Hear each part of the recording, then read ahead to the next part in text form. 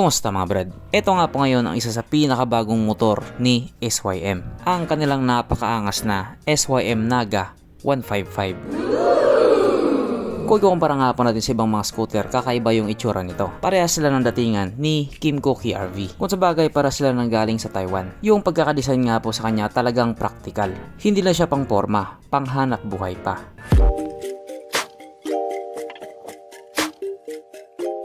Pero syempre bago tayo magpatuloy, kung bago ka pa lamang napadpad dito sa aking walang kwentang channel, huwag ka na mag-subscribe.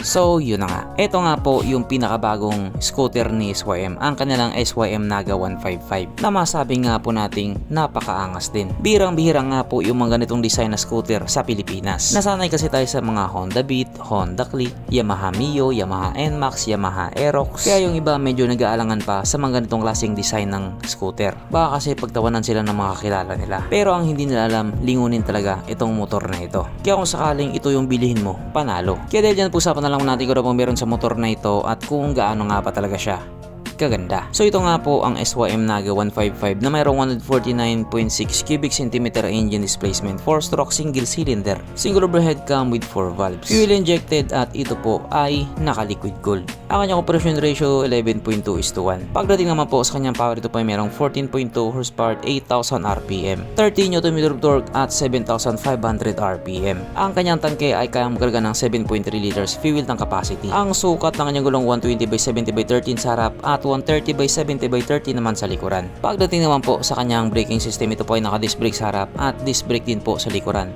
Ang malupit dito, ito po ay naka-dual channel ABS. Ang kanyang seat height ay mitaas na 810mm at 125mm naman ang kanyang ground clearance. At ang motor nga po na ito ay may kabuuang bigat na 137 kg. Na kung ikumpara nga po natin doon sa ibang 150cc, medyo mabigat po ito ng kaunti. Makapunta naman po tayo sa iba po yung mga features. So ang ilaw nga po sa motor na ito, naka full LED na po. Ang kanyang gauge panel ito po ay naka LCD display. Syempre katulad sa mga bagong motor ngayon, naka-keyless na rin po ito. Hindi mo na kailangan ng susi-susi pa. At syempre hindi nga din po mawala sa motor na ito ang kanyang USB charging port, na para kahit saan ka nga po magpunta, hindi ka na mangangamba na baka malobat yung cellphone mo ay kasi nga manonood ka pa ng Pornhub. At hindi lang yan, sapagkat meron din po itong TCS or Traction Control System. At marami pa nga pong ibang pangmalakasang features. Kumbaga itong motor na ito, hindi talaga nila tinipid. At isa pa nga po sa masasabi nating nagpa-gwapo lalo sa kanya, yung kanyang naked handlebar. Malakas po kasi talaga ang dating kapag naka-naked handlebar yung isang motor. At bukod pa nga po doon, malinis siyang tignan. Kaya panigurado marami talaga magkakagusto dito. Pero dito, mas marami magkakagusto dito, sapagkat nandito na nga po tayo sa exciting na part, ang kanyang mga suspension. So sa harapang bahagi nga po, ito ay ginamitan ng telescopic fork, at sa likuran naman ito po ay gumagamit ng monoshock, na ayon nga po sa mga taong nakagamit sa motor na ito, maganda ang bounce.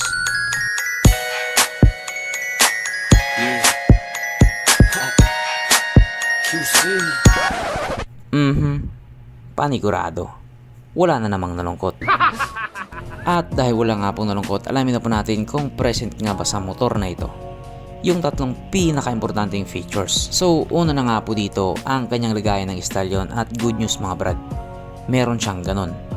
Meron siyang lagayan ng stallion.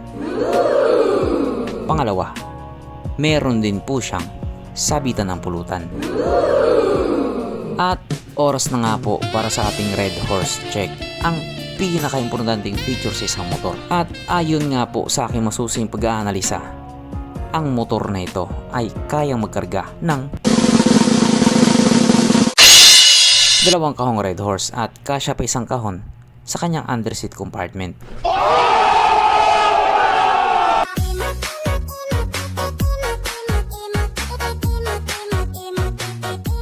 So therefore ang motor na ito ay talagang highly recommended.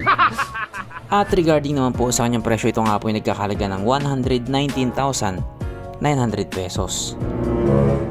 So maaaring sasabihin ng iba na mahal, hindi worth it, hindi naman kilalang brand. Ganon nga po yung paniniwala ng iba. Pero para naman doon sa mga tunay na may alam, alams na. So hanggang ganito na lang muna mga brad. Kung may gusto kong sabihin or gustong idagdag doon sa mga sinabi ko, mag-comment ka na lang sa baba. Okay, bye.